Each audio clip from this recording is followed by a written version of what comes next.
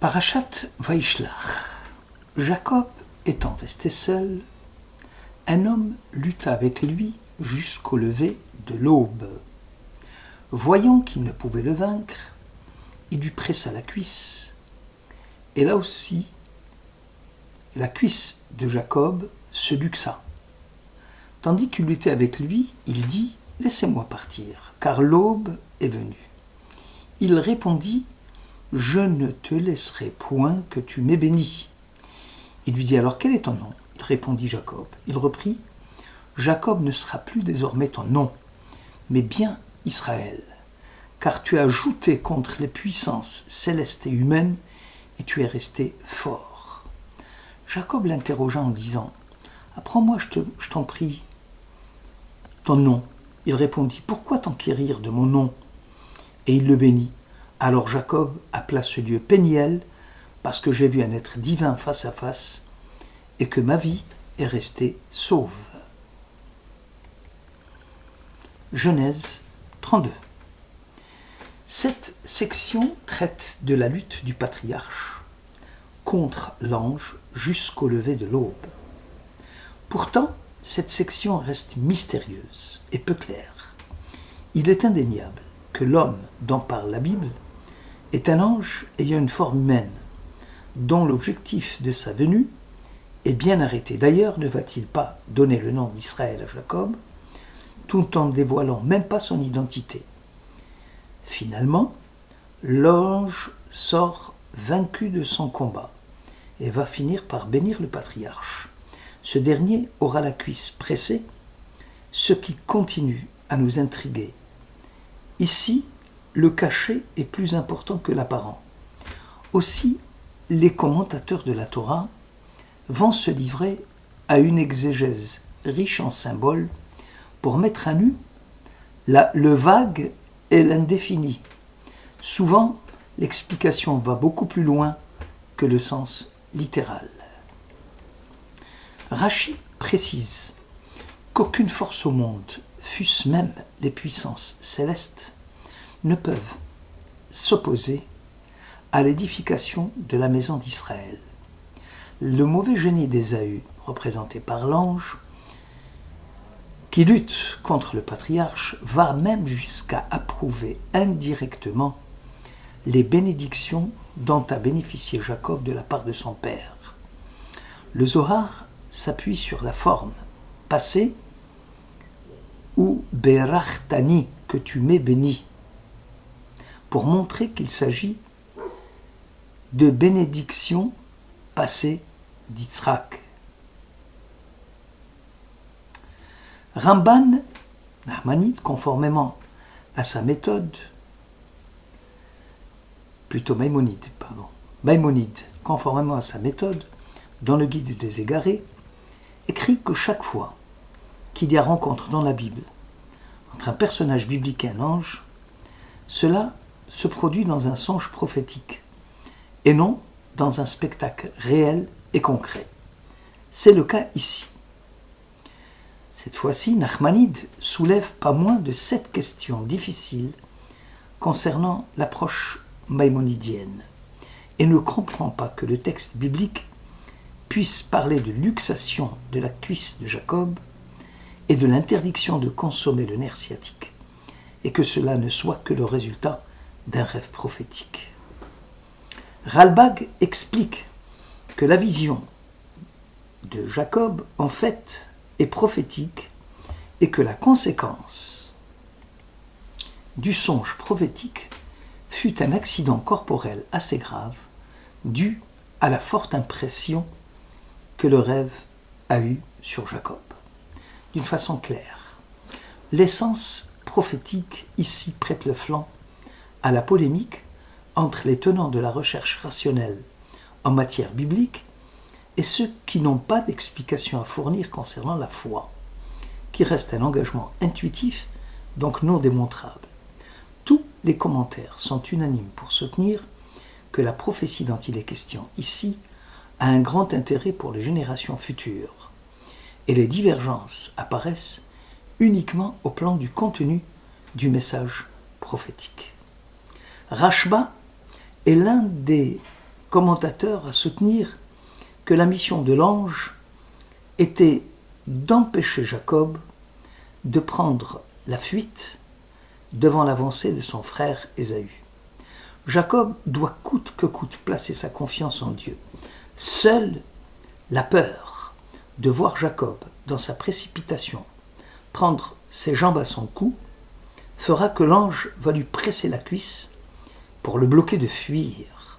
Ce n'est qu'au petit matin que Jacob comprit que son manque de confiance lui a coûté la luxure de sa hanche. Nos sages expliquent que lors de la lutte entre le patriarche et l'ange, la poussière de leurs pieds atteignit le trône céleste. Rishba écrit que la poussière des pieds est une forme de style propre à la Bible pour désigner la génération à venir. Ici, l'ange en question est le mauvais génie d'Ésaü. L'explication, dit le Rishba, devient évidente. Le combat de Jacob et d'Ésaü et d'Édom, qui symbolise le christianisme, préfigure, dit le Rishba, le conflit entre l'Église naissante, issue du paganisme, et le judaïsme. C'est là l'origine du statut infamant des Juifs dans le monde chrétien, soumis à des dispositions discriminatoires. Cela durera jusqu'au moment où le nom ineffable et le trône céleste du Saint béni soit-il redeviennent complets et parfaits. Probablement, cette lutte préfigurait aussi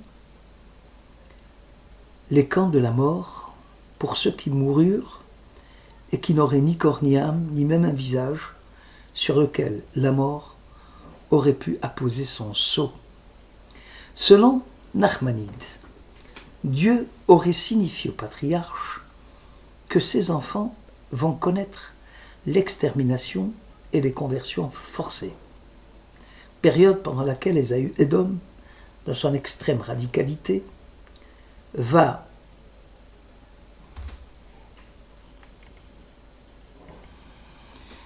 permettre au mal de gangréner l'humanité.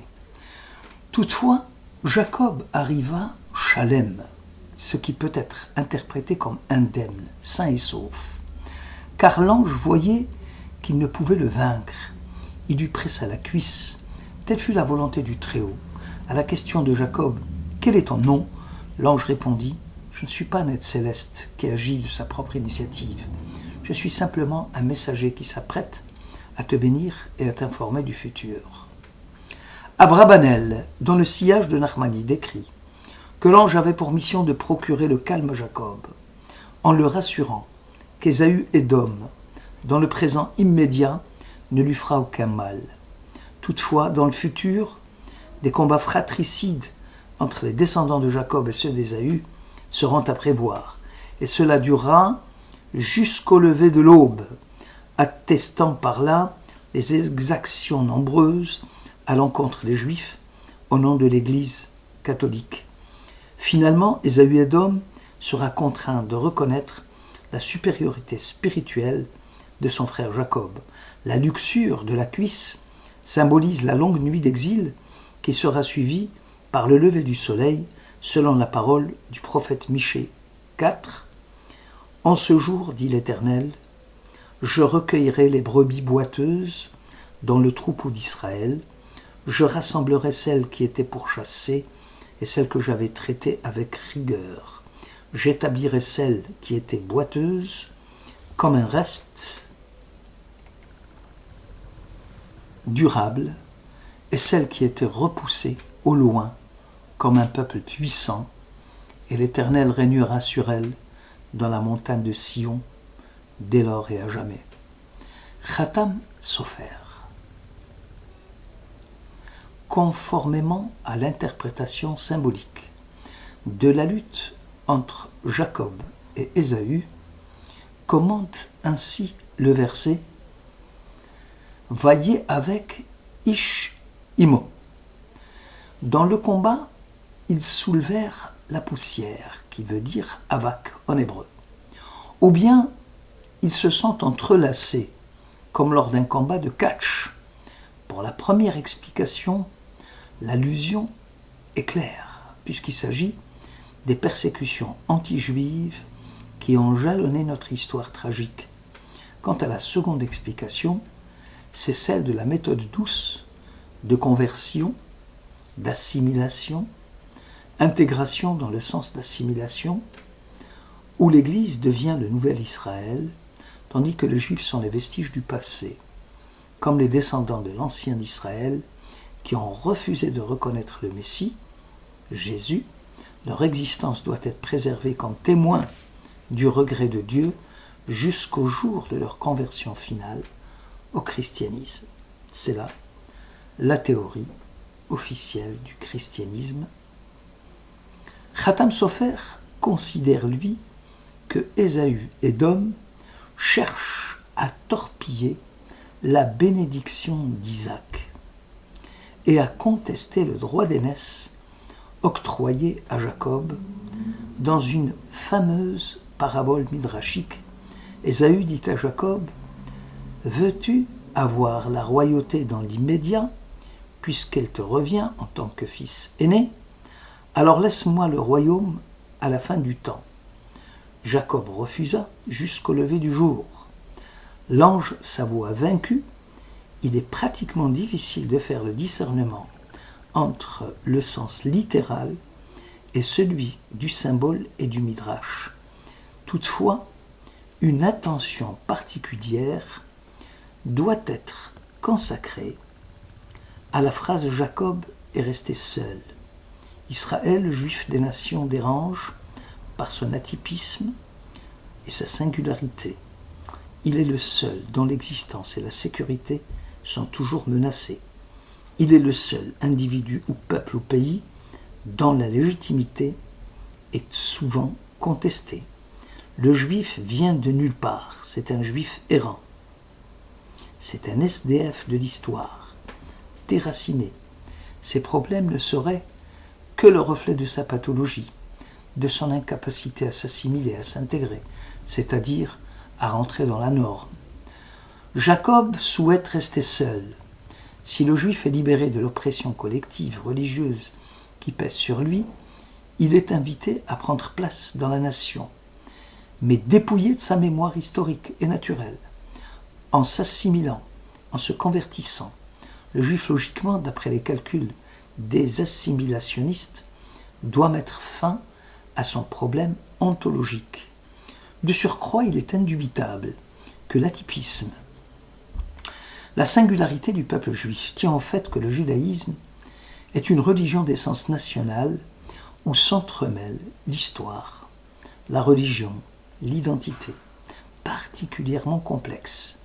L'imbrication entre le religieux et le matériel est totale et sort des cadres conceptuels classiques. Si la nation juive précède le judaïsme, l'exil a hypertrophié son rôle et sa place en affaiblissant l'élément national et politique privé de son support territorial. Jacob est resté seul. La terre d'Israël fait partie intégrante non seulement de la mémoire et de l'identité nationale, mais aussi de la religion de notre peuple. Aussi, sur 613 mitzvot, la moitié font référence à la terre d'Israël et ne peuvent s'appliquer en exil. Le peuple juif doit sa survie à son atypisme, à sa vitalité, à la conservation de sa mémoire. Parce qu'il est l'évado, la mémoire historique nationale, à son incessant désir de retourner à la terre, à la préservation de sa mémoire, qui n'a cessé de refuser l'exil et d'aspirer au retour. Ainsi, l'identité juive contient une ambivalence identitaire qui rend difficile, car non seulement la distinction entre l'appartenance nationale et la religion n'existe pas, mais en plus la vie en exil a reformulé l'identité culturelle et religieuse de notre peuple. Cette relation d'osmose aboutit à une problématique identitaire complexe pour chacun des Juifs. Jacob est resté seul. L'interdiction de consommer le nerf sciatique en souvenir de la cuisse déboîtée du patriarche s'inscrit également dans ce singularisme. Selon la formule du prophète des nations. Nombre, chapitre 23. Oui, je vois la cime des rochers, et du haut des collines je découvre. Ce peuple, il vit solitaire, et ne se confondra point avec les nations. Impossible à ce peuple juif d'échapper à sa destinée. Le contenu du message du Sinaï agit dans la conscience nationale et historique de notre peuple depuis 20 siècles. Or, depuis 48, une partie du peuple a choisi de rompre avec 2000 ans d'histoire et de vie communautaire en diaspora, où le peuple juif vivait une histoire écrite par d'autres. Le sionisme marquant ainsi une volonté de rupture, ne plus être spectateur passif, mais actif de sa propre histoire. La vie en exil n'était donc qu'une parenthèse anormale de l'histoire du peuple juif, qui n'a jamais donné de légitimation spirituelle définitive à ce mode de vie. Celui-ci ne pouvait que s'accompagner d'une chaîne d'événements dramatiques dont le génocide est le point culminant. Face à l'histoire, face au destin, le sionisme oppose le volontarisme, la prise de conscience, la construction d'un mouvement de libération nationale pour reprendre une place parmi les nations politiquement souveraines. Il souhaite rester seul, réconcilié avec sa terre, son histoire nationale, sa langue, ses marqueurs identitaires.